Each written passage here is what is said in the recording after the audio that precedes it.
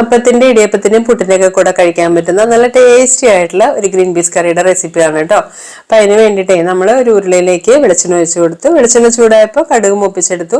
ഇത് നമ്മൾ കുറച്ച് വെളുത്തുള്ളി, ഇഞ്ചി, പച്ചമുളകും കൂടി ഒന്ന് വഴറ്റി കൊടുക്കുന്നുണ്ട്. കുറച്ച് കറിവേപ്പിലയും കൂടി ഇട്ട് കൊടുത്തിട്ടുണ്ട് കേട്ടോ. പിന്നെ അതിലേക്ക് ഒരു 3-4 സവാള കട്ട് ചെയ്തിട്ട് കൊടുക്കുന്നുണ്ട്.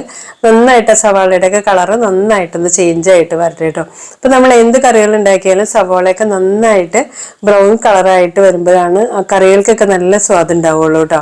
അപ്പൊ നന്നായിട്ടൊന്ന് കളറൊക്കെ മാറി വന്നപ്പോൾ നമ്മൾ അതിലേക്ക് 1 ടേബിൾ സ്പൂൺ മല്ലിപ്പൊടി ചേർത്ത് കൊടുത്തു.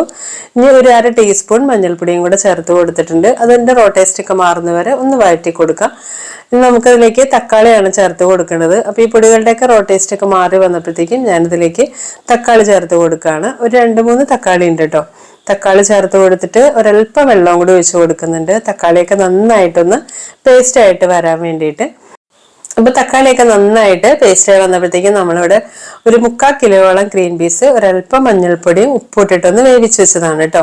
അപ്പൊ നന്നായിട്ട് വെന്തിട്ടുണ്ട്. അത് നമുക്കിതിലേക്ക് ഒഴിച്ചു കൊടുക്കാം. ഇനി നന്നായിട്ട് കുറച്ച് വെള്ളമൊക്കെ ചേർത്ത് കൊടുത്തിട്ട് നന്നായിട്ടൊന്ന് തിളപ്പിച്ച് ആ ഗ്രീൻ പീസ് ആ മസാലയിലൊക്കെ കിടന്ന് നന്നായിട്ടൊന്ന് മിക്സായി വന്നപ്പോഴത്തേക്കും നമ്മൾ കുറച്ച് നാളികേരം പെരുംജീരകവും കൂടെ ഒന്ന് അരച്ചെടുത്തിട്ടുണ്ട് കേട്ടോ. അരച്ചെടുത്തിട്ട് ഇതിലേക്ക് ചേർത്ത് കൊടുക്കാം. അപ്പൊ എനിക്കിതൊക്കെ ഒരുപാട് ക്വാണ്ടിറ്റി ഉണ്ട്. ഒരു 10-25 പേർക്ക് കൊടുക്കാനുള്ള കറികളാണ്. അപ്പൊ അതുകൊണ്ടാണ് കേട്ടോ ഞാനിതിന് കറക്റ്റ് ആയിട്ടുള്ള മെഷർമെന്റ് ഒന്നും പറയാത്തത്. അപ്പൊ ഉപ്പൊക്കെ ഉപ്പ് വേണമെന്ന് തോന്നിയപ്പോൾ ഞാൻ കുറച്ച് ഉപ്പും കൂടി ഇട്ട് കൊടുത്തിട്ടുണ്ട്. അപ്പൊ നമ്മൾ വീട്ടിലൊക്കെ ഉണ്ടാക്കുമ്പോഴേ വളരെ കുറച്ച് ക്വാണ്ടിറ്റി മതിയല്ലോ. അപ്പൊ അതിനനുസരിച്ചുള്ള മസാലകളും തേങ്ങയൊക്കെ എടുക്കാം കേട്ടോ.